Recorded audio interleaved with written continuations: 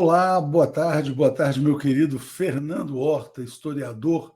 Onde que você está nesse lugar tão escuro aí? Você está se protegendo da guerra nuclear já, Fernando? Tudo bom, Léo? Não, na realidade, eu vou até tirar aqui para as pessoas e você verem. Aqui atrás está assim, né? Estamos em mudança, então a confusão, sabe quando a gente entra em mudança, as coisas vão para dentro das caixas e elas não saem das caixas sozinhas. Não, Ninguém me avisou disso, né? Volta ao anterior que estava muito bom, pode voltar. Exato, viu só o que eu te falei? É melhor esse, entendeu? Mais chique, né? Eu estou tentando botar uma luz aqui para ver se dá uma melhorada, para ver se as coisas resolvem, mas tá feia a coisa. Não, mas então, depois que você soube que Israel vai atacar o Irã nas próximas horas... Me escondi. A terceira guerra, você correu para as montanhas e o Fernando Horta vai ser o único sobrevivente da guerra nuclear, é isso? Da chuva cósmica, é isso? Já pensou eu e as baratas? Vai ser terrível essa situação. A gente está rindo, né, Léo? Mas essa tentativa do Netanyahu de reconfigurar o Oriente Médio num prazo aí de 20 dias, 15 dias, eu acho, porque as eleições dos Estados Unidos vão até o dia 5 de novembro. Então, a partir do dia 5 de novembro, ele tem menos espaço para isso. Essa tentativa é assustadora, porque ela tem consistência.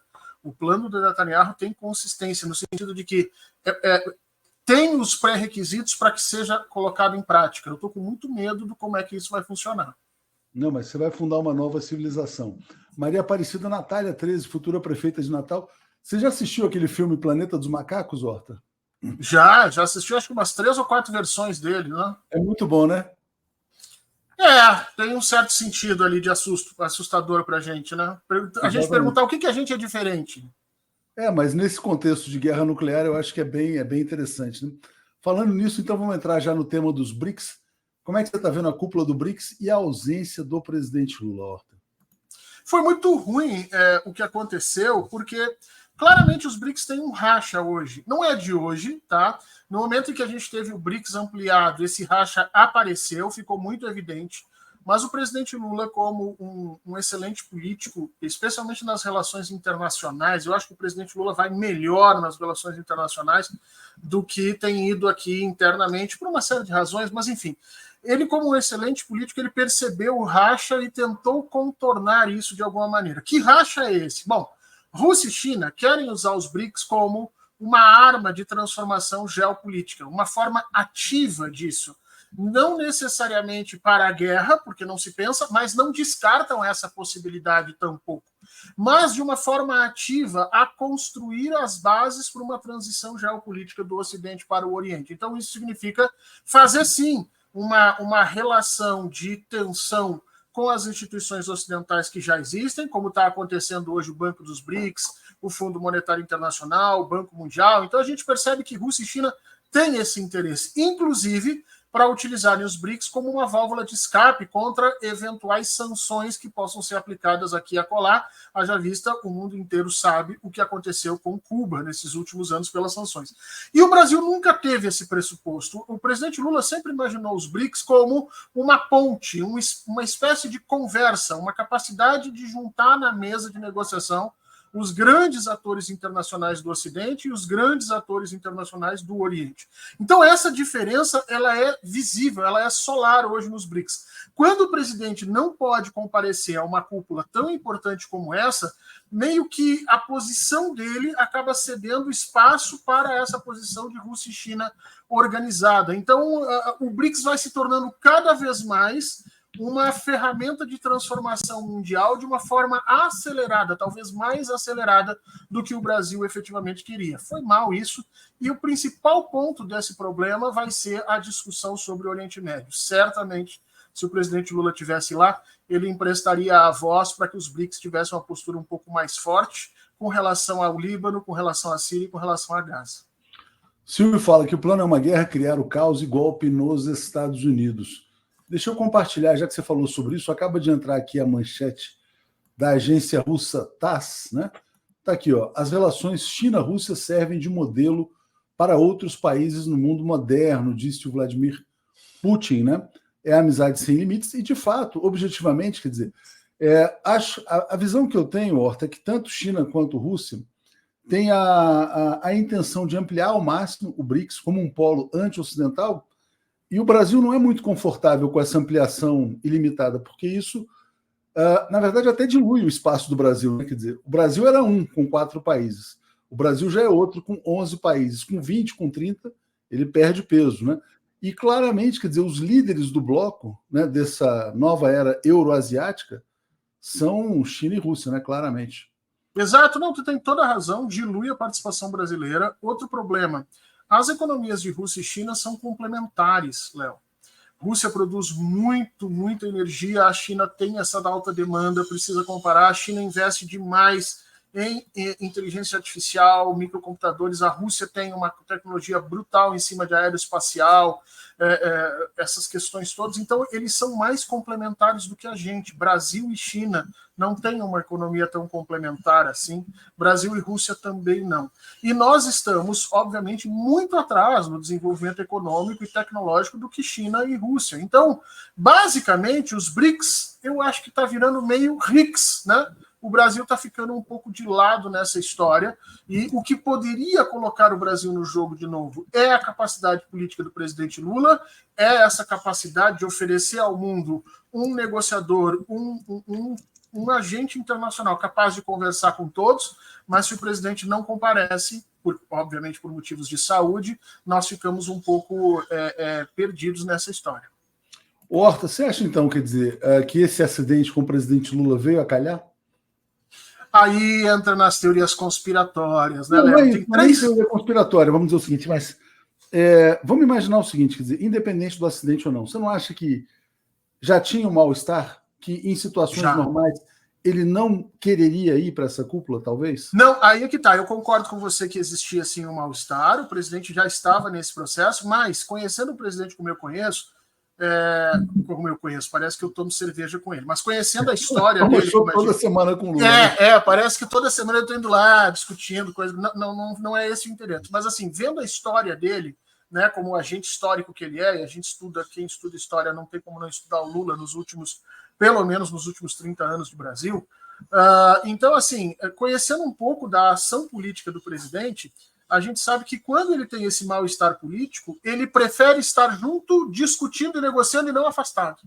Diferente de outros atores, né? Eu e você, Léo, se a gente tem uma pessoa com a qual a gente não gosta, não conversa, a gente prefere não ir, deixa ele lá, eu aqui, mas o presidente não. O presidente sabe que nessa questão geopolítica é preciso descascar essa cebola, e ele prefere estar lá na negociação do que está. Então eu não sei se o acidente veio a calhar. Por que eu falei em teoria da conspiração? Porque eu já li 5, 6. Eu já li desde a ideia de que isso seria uma ação do PT para substituir o presidente Lula por uma figura mais nova, e aí essa figura mais nova faria as viagens e o presidente ficaria apenas coordenando tudo dentro do palácio. Eu digo, me serve, essa conspiração me serve, né, Léo? Deixar alguém fazer os corre e o presidente ficar tranquilo, aqui me serve. Mas eu já ouvi tanta coisa, inclusive essa ideia de que isso teria sido criado pelo presidente para não ir. Eu acho que tudo isso é só teoria da conspiração mesmo. Inclusive, eu estou esperançoso aí para saber os novos exames que o presidente vai fazer entre hoje e amanhã, para descartar de fato qualquer problema com relação à saúde dele, porque, querendo ou não, gostando ou não, hoje a política brasileira gira em torno de Luiz Inácio Lula da Silva. Olha só, o Silvio fala assim, vocês e o Lula têm um raciocínio ocidental, China não. Eu até discordaria aqui do Silvio. Eu acho o seguinte, quer dizer, que a Ásia, de fato, é o eixo dinâmico, é o polo dinâmico da economia mundial. Eu acho que o Brasil tem que estar cada vez mais conectado, mas existe o fator geografia, né? Quer dizer, o Brasil está neste continente e com uma condição de força que não é ideal.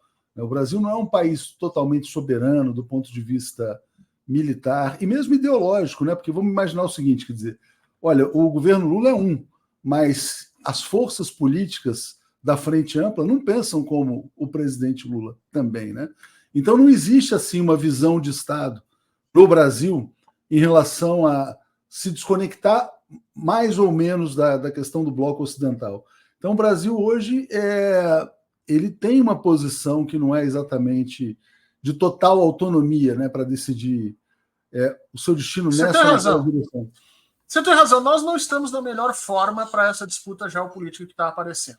Acho que esse é o centro do teu argumento. A gente precisaria ter mais capacidade e soberania tecnológica, a gente precisaria ter mais capacidade de projeção de poder. O Brasil não tem capacidade de projeção de poder. As pessoas perguntam, Fernando, o que é projeção de poder? Projeção de poder é, por exemplo, um porta-aviões. né? Você desloca o porta-aviões para um lugar e você projeta poder. O Brasil não tem isso. Nós investimos em submarino nuclear, que significa dissuasão.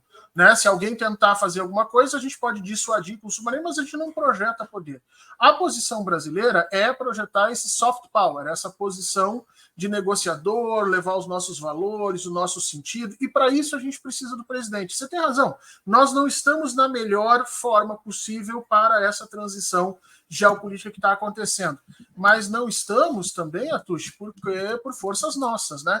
Porque houvesse o programa, o projeto que o presidente Lula iniciou lá em 2003, se mantido, sem ter tido esse tombo Temer-Bolsonaro, e nós entraríamos com certeza no século XXI numa maneira diferente, bem mais diferente do que as pessoas costumam aceitar. Né? Então, a gente não consegue criar grandes espaços de transformação, grandes projetos de transformação a longo prazo no Brasil, porque temos essa política entrecortada, tremendamente complexa e que, por vezes, joga contra os próprios interesses brasileiros.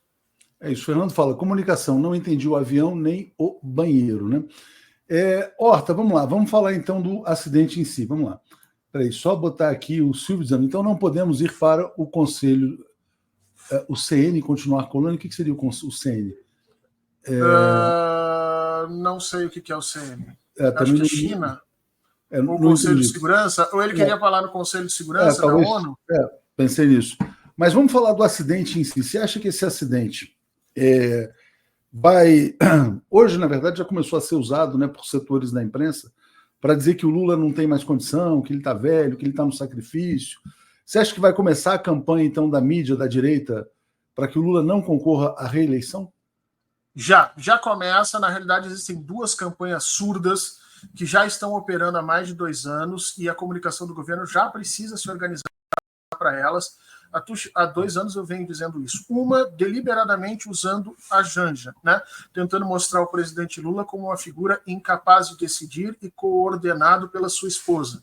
E é por isso que chamam ele de Janjo, né? É por isso que acabam colocando essas questões ali, tentando colocar em dúvida o poder de decisão do presidente. E agora, essa segunda campanha que vai usar o argumento Biden para tentar estabelecer ali um consenso sobre a incapacidade de saúde do presidente. É preciso iniciar agora uma campanha de desmontar esses sentidos. Não é difícil de fazer isso, Léo, mas precisa ter alguém trabalhando nesse tipo de coisa, produzindo material para isso, colocando as coisas. E não é botar o presidente Lula numa esteira, né, fazer ele correr 6 horas a fio. Não é isso. É uma campanha de comunicação para desarmar essas bombas que com certeza estão começando a aparecer agora e vão estourar em 2026.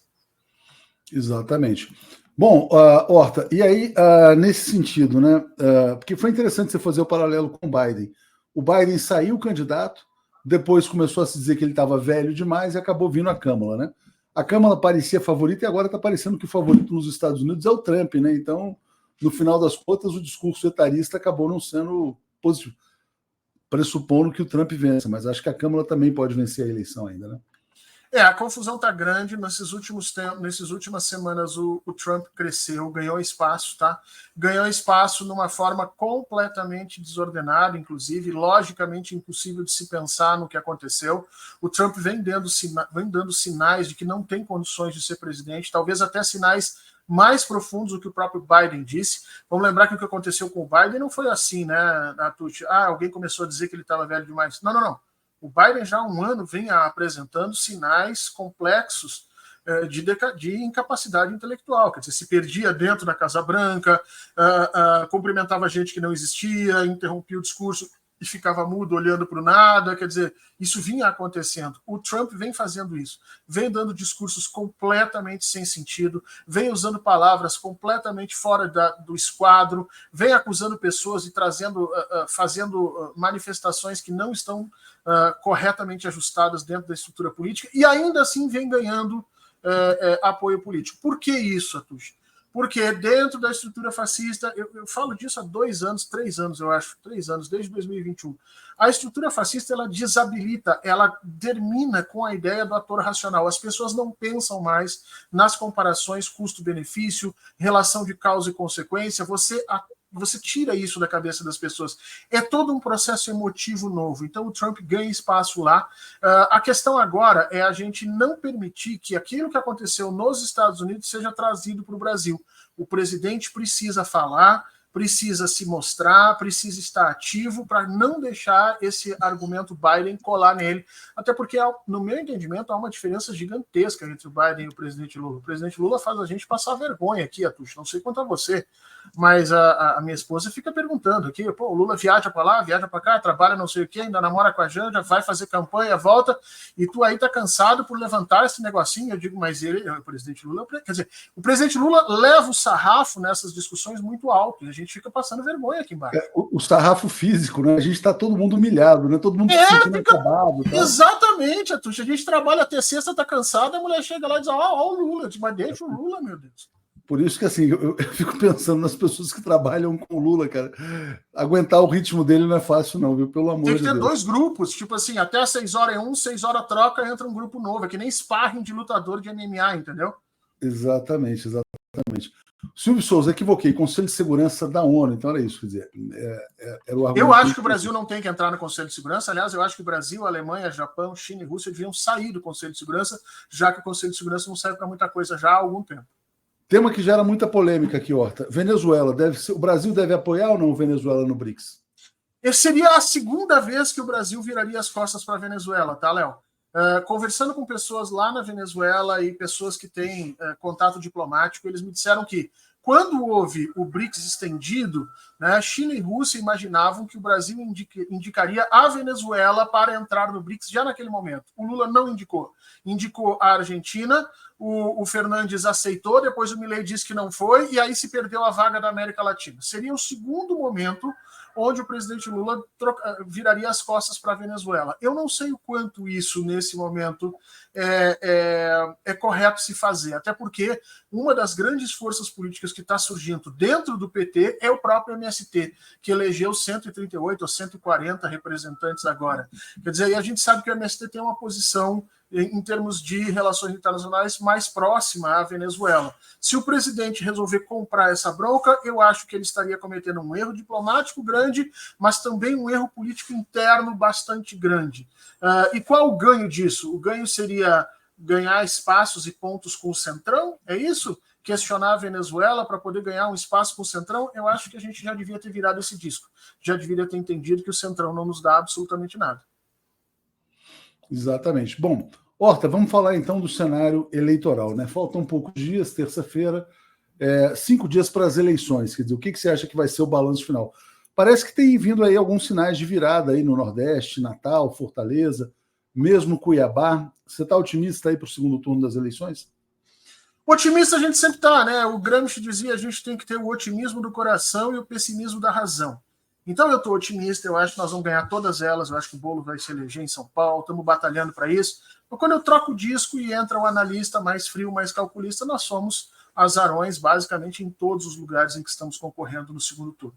E isso significa pensar um pouco por que nós não estamos conseguindo levantar votos, especialmente nos locais que deram muitos votos para a gente antes, né? O Nordeste sempre foi um espaço, inclusive tinha a brincadeira, né? Calma que os votos do Nordeste vão abrir, e aí a gente sabia que o presidente Lula virava o jogo, parece que agora não está funcionando. Na Bahia do Rui Costa a coisa está complicada, no Ceará do Camilo Santana a coisa está muito complicada, e mesmo a Natália Bonavides, que está fazendo uma campanha fantástica, sensacional, está também lutando contra esses problemas. A grande pergunta que a gente tem que fazer é por que nós não estamos conseguindo fazer essas viradas? E aí eu tenho 2 teses.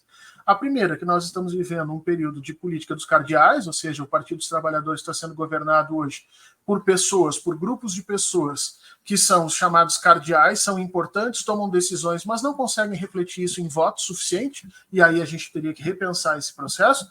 E a segunda é que a esquerda está envergonhada de si, né, Atush? Nós estamos fazendo campanhas envergonhadas, nós estamos fazendo campanhas em que a gente tenta, de uma hora ou outra, ajustar interesses para não parecer muito esdrúxulo ao centro. Então a gente transforma a nossa linguagem, não fala mais em transformação, não fala em direitos dos trabalhadores, não fala em legislação trabalhista. A gente vai tendo vergonha de si mesmo, enquanto a direita é orgulhosa da sua estupidez, orgulhosa da sua violência, orgulhosa dos seus espaços, e na hora que a gente faz um embate com eles, a população acaba não vendo diferença e nós perdemos votos. Está na hora da gente aprender com o López Obrador no México. O que o López Obrador no México fez? Direcionou a discussão inteira do México para questões que envolvem a esquerda, o trabalho e os trabalhadores mexicanos. Foi mexer simplesmente na questão do tempo do trabalho e conseguiu fazer barba, cabelo e bigode lá. Elegeu Câmara Baixa, Câmara Alta, presidência, fez reforma de justiça.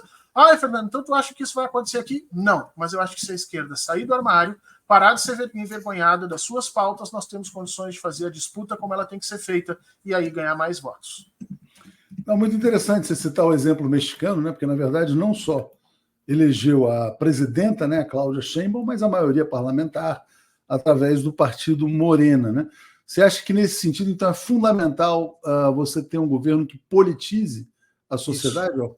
Exato. O que aconteceu no México? Eu fui estudar isso com mais cuidado. Até houve uma época que eu tentei conseguir algum tipo de ajuda para ir lá no México estudar e eu não consegui. Mas as informações que eu fui captando aqui ao longo desses meses me dizem 3 coisas que o López Obrador fez. Primeiro, um processo de comunicação que ele criou basicamente do zero para se comunicar com os trabalhadores, de alguma forma parecido com o que o Bolsonaro fazia aqui, mas só parecido, tinham outros sentidos e outras condições que a gente pode um dia conversar a respeito disso.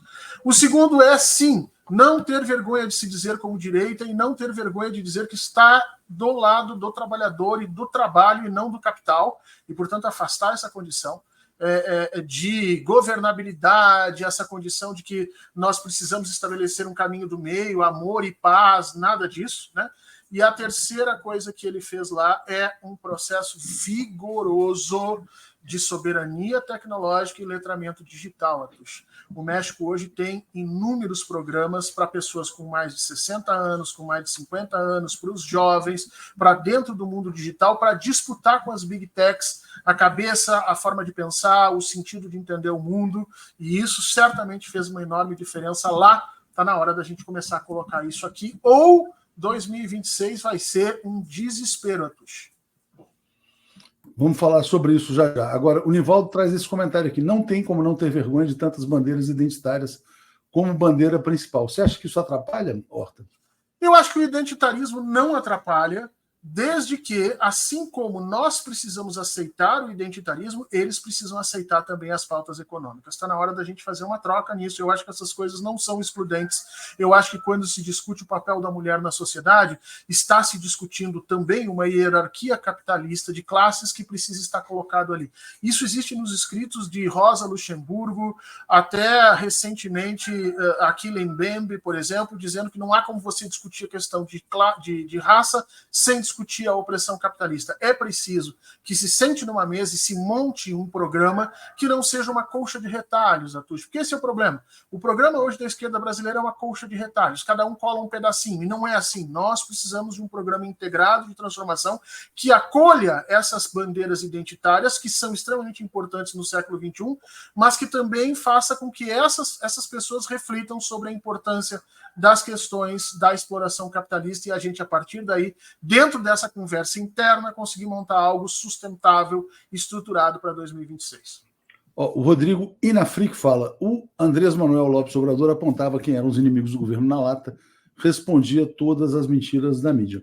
Horta, se você fosse o Guilherme Boulos, hoje, 22 de outubro, a 5 dias das eleições, com uma diferença mais ou menos de 12 pontos, o que você faria? 3 coisas eu faria. A primeira era reunir com todos os influenciadores de esquerda dentro das redes, que já deveria ter sido feita, e colocar todos eles trabalhando incessantemente para a campanha. Isso significa, obviamente, ter capacidade financeira para isso nesses próximos 5 dias. A segunda coisa que eu faria é o que o Boulos está fazendo agora, só que devia ter começado antes, ir para dentro das casas das pessoas, conversando, produzindo material 24 horas por dia para entrar nessas estruturas de rede. E a terceira coisa, certamente, era buscar desmantelar esse apoio nas periferias que o Ricardo Nunes conseguiu fazer. A gente sabe como. Infelizmente, o Ministério Público no Brasil finge que não enxerga esses processos, mas a ação ilegal, tá? É ilegal e, inclusive, deveria dar processo. A ação do prefeito com os grandes líderes religiosos das periferias, ela está fazendo com que ele tenha uma vantagem que nem mesmo o PT ou as votações da Marta conseguiram reverter. Era preciso desmantelar essa estrutura. A questão é que nós temos só 5 dias. Você acha que a Marta está sendo bem aproveitada nessa campanha? Eu acho que sim, ela está fazendo o que ela pode. O problema é que a Marta não é mais a figura política que o presidente Lula julgou que ela fosse. Né? Quando o presidente Lula bateu o martelo, passou por cima de todo o partido e fez as pessoas receberem Marta de novo, vamos abrir um parênteses aqui, né? Quando ele fez isso, ele afasta um pouco Dilma Rousseff, porque Dilma Rousseff não vai, obviamente, convalidar esse tipo de relação, mas quando o presidente fez isso, o presidente pensou que estava trazendo aquela candidata Marta que tinha aquele apoio nas periferias, como se via antigamente. Mas a Marta já não tem mais isso há muito tempo. As periferias foram dragadas por essa relação de evangelismo e essa relação de domínio das altas tecnologias em rede. Essas coisas juntas acabaram sacando do PT a expressão que nós tínhamos nas periferias. Então a Marta não tem muito o que fazer ali, ela está tentando. Então, se você me pergunta, ela está sendo bem aproveitada? É o máximo que ela pode. Agora, o máximo que ela pode deveria ter sido visto lá atrás, que talvez não fosse suficiente para bater essa relação do Nunes com o dinheiro público nas periferias e essa relação evangelismo e big techs que a gente está vendo lá. Agora, dito isso, né, que você falou, o que poderia ser feito? Você acredita na virada? Você acha que dá tempo? Eu acho que dá, porque é o seguinte, como é um segundo turno, qualquer ponto que você tire do Nunes, você agrega ao Boulos. Então nós estamos falando aí de 4, 5 pontos para realmente voltar a ter um jogo, para realmente voltar a ter uma eleição. É possível, claro que é possível, mas vai precisar dessa militância, não só a militância física, sentada nas esquinas, virando voto nos ônibus, mas a militância digital. O Boulos já devia ter ido atrás de todos os influenciadores de esquerda e produzido conteúdos inteiros sobre isso, com a presença dele para fazer essa transição. É possível, mas é difícil. Eu sou obrigado a dizer para vocês, é muito difícil. A máquina que o Nunes conseguiu consolidar significa aquela mesma estrutura pesada e viciada que o PSDB sempre controlou em São Paulo, mais a ajuda desse evangelismo nas periferias, que fica muito complicado a gente combater em 5 dias. Deixa eu ler esse comentário aqui da Verônica Vidal falando sobre Maricá, onde o Quaquá foi eleito com mais de 70% dos votos. Né? Lá tem atenção para idosos, EJA para eles, mas durante o dia para ocuparem o tempo, e tem faculdade com creche para mães jovens. Né? Muitos programas sociais. Eu acho que o Quaquá tem muito a trazer também para o debate sobre como a esquerda deve agir. Obviamente, quer dizer que Maricá tem muitos recursos, né? Mas não basta ter os recursos. Tem os recursos e tem as políticas sociais também. Como é que você vê a figura do Quaquá, Horta? Eu não compactuo com basicamente quase tudo que ele fala sobre política, mas sou obrigado a reconhecer que ele sabe utilizar os recursos. Né? Maricá tem acesso a uma quantidade grande de recursos, mas ele canaliza isso de forma correta. Veja, ele leva letramento digital para os mais velhos, evitando que esses caras sejam presas fáceis desse evangelismo digital que a gente está vendo ali. Ele constrói políticas públicas para os jovens. O Brasil hoje carece completamente de política pública para jovem. Nós não temos um governo para o jovem, até porque o nosso MEC entende o jovem como um pré-trabalhador e, portanto, não faz sentido falar em jovem. Né? O MEC fala em educação para o mercado, então o cara é ou estudante ou trabalhador, não tem o jovem, não existe essa categoria no pensamento. Já o Quaquá traz isso. Então, ele é uma figura muito complexa para se analisar. Do ponto de vista das suas escolhas políticas e das coisas que ele fala, eu discordo solarmente com ele, mas sou obrigado a reconhecer que ele é capaz de pensar políticas públicas, ou ele, ou a equipe dele, é capaz de pensar políticas públicas efetivas, e a vitória dele em Maricá é um exemplo clássico disso.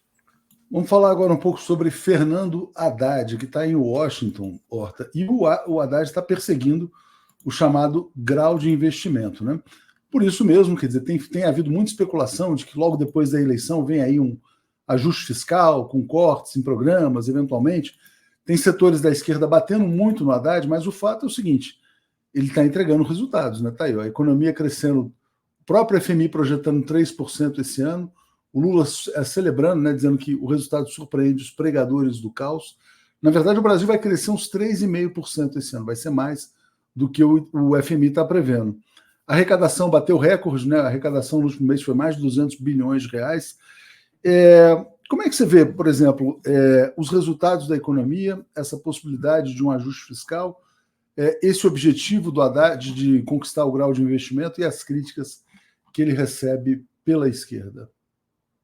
A economia brasileira está crescendo e, obviamente, que isso é mérito, sim, do Haddad, não estou aqui para tirar o mérito dele, mas a economia brasileira está crescendo porque nós tivemos uma demanda reprimida brutal durante todo o processo da pandemia. Isso quer dizer que a economia brasileira cresce hoje e não cresceu anteriormente, porque hoje nós temos um ministro que minimamente sabe canalizar essa demanda, enquanto antes nós tínhamos Paulo Guedes, que era um estúpido completo nessa situação.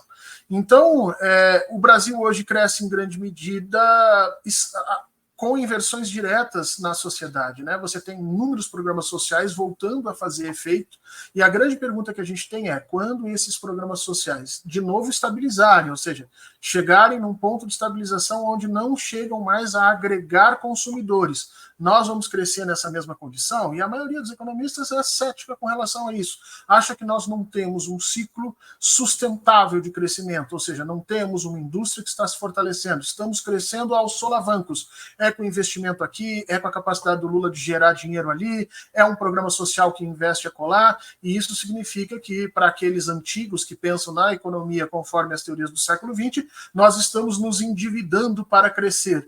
Eu acho que isso está errado, eu acho que se endividar para crescer é clássico, mas a gente precisa escolher o que a gente vai fazer para se endividar. E é nesse sentido que eu tenho uma certa divergência com o Haddad. Agora, tudo isso vai depender da gestão Galípolo. Se a gestão Galípolo reduzir os juros e der vazão à condição de nós voltarmos a crescer a partir de investimentos em indústria e principalmente em tecnologia, o governo Lula vai ser exitoso. Agora, se a gestão Galípolo ficar perdida em discussões com a Faria Lima, em manutenção do juro alto, no medo que o mercado tem de que a inflação vai voltar e mantiver o juro como lá, aí eu tenho a impressão que o Haddad naufraga e naufraga muito feio. E por confiar em pessoas que provavelmente ele gostaria de ter tido um pouquinho mais de tempo para saber se realmente eram confiáveis. Fernando Bai está dizendo que a esquerda elegeu muitos identitários. Eu tenho a sensação, Horta, de que o Galípolo vai conseguir alcançar esses resultados. Obviamente não vai ser da noite para o dia, né? Vai ser um processo, mas a direção vai ser uma direção de queda da taxa de juros significativa. E a era Campos Neto chegando ao fim, eu acho que abre um espaço. Olha, se o Lula conseguiu 3% de crescimento no primeiro ano, 3,5% no segundo, com o Campos Neto, sem o Campos Neto a gente pode esperar resultados melhores aí na segunda metade, Horta. Se o Galípolo baixar 4 pontos percentuais da taxa de juro, o nosso déficit primário vai a um espaço de completa... Se não me engano, a gente chega numa condição de quase igualdade, ou seja, ele vai diminuir a dívida pública só baixando o juro, que é o que todo mundo dizia. Além de você ter a ideia de que se você baixa juro, você permite que os empresários e as pessoas voltem a pensar em investimentos produtivos. Então, está tudo na mão do Galípolo. A questão, Atushi, eu já falei isso várias vezes aqui, eu não confio no Galípolo. Eu acho que ele não vai ter costas e capacidade política suficiente para fazer isso. Quero de novo estar errado, quero daqui a um ano sentar aqui contigo e dizer Léo, errei, o Galípolo fez uma condição muito boa, estamos aí ótimos, mas eu tenho minhas sérias dúvidas com relação a isso. Nós vamos fazer isso, Horta, porque você vai errar essa previsão sua. Tomara, tira esse quadro aqui, e aí daqui a um ano você chega lá e diz, te falei, e aí tá tudo certo. Hoje a taxa de juros está o quê? 10,75, é isso? 11,25? Exatamente, 10,75 com 8 e alguma coisa de juro real, porque você tem uma inflação de 4 e pouco. E aí, olha que interessante. Final do ano que vem você pode botar 8,25 por aí. Tu acha? Final do ano que vem. Mas aí você pensa o seguinte, nós vamos baixar em 2 pontos percentuais num ano, eu sou capaz de fazer essa matemática contigo e te dizer que não é suficiente. Nós precisaríamos, fazendo uma matemática de desenvolvimento, uma matemática econômica aqui, nós precisaríamos que o Galípolo diminuísse em torno de 4 pontos percentuais num período de 8 a 10 meses. E eu não sei se ele vai fazer isso. Pode ser. Mas, Horta, vamos lá. Então é o seguinte, quer dizer, então você está moderadamente otimista aí para o fim de semana, né? Um pouco mais com as candidaturas do Nordeste. O Boulos, você já disse o que deveria ser feito. O que você acha que vai ser a leitura dos meios de comunicação pós-eleição? Eu tenho uma sensação. Eu acho que o grande derrotado dessa eleição se chama Jair Bolsonaro. Todos os candidatos de extrema-direita vão ser derrotados. Todos, sem exceção. Quase todos, né, pelo menos. Exatamente. Jair Bolsonaro sai, sim, tremendamente fragilizado. Não conseguiu unificar a esquerda à direita. Não conseguiu estabelecer a sua dominância nos processos de decisão ali na direita. abriu espaço para uma série de pretendentes ao cargo de novo chefe, inclusive o Pablo Marçal, e vem enfrentando tremendas dificuldades dentro do próprio PL, brigando com o Valdemar da Costa Neto, que também não quer largar aquilo ali. Basicamente, o que o Bolsonaro tenta fazer agora é fechar aquilo que ele começou a fazer quando presidente. O Bolsonaro e os bolsonaristas, eles tentaram se inocular dentro dos partidos de centro-direita e, a partir dali, dominar os espaços para gerenciar recursos e estabelecer dominância nas indicações de candidatura.